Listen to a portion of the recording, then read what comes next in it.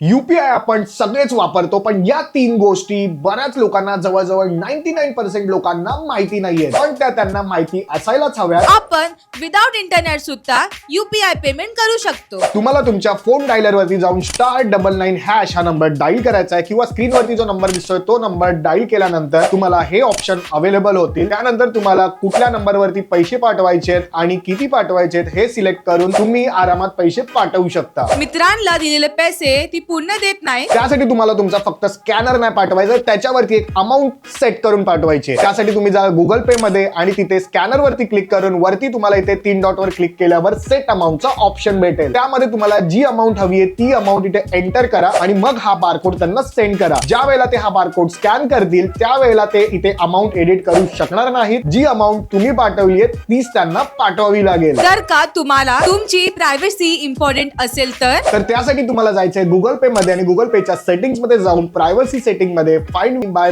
Phone number ह्या ऑप्शनला बंद करायचंय, जेणेकरून तुमच्या फोन नंबरनी तुम्हाला कोणी सर्च करू शकणार नाही. यातली एक पण ट्रिक तुम्हाला माहित होती का? नाही ना? तर हा व्हिडिओ आपल्या सर्व मित्रमंडळींना शेअर करा आणि अशा अजून कामाच्या व्हिडिओसाठी आपल्या पेजला सबस्क्राईब करा.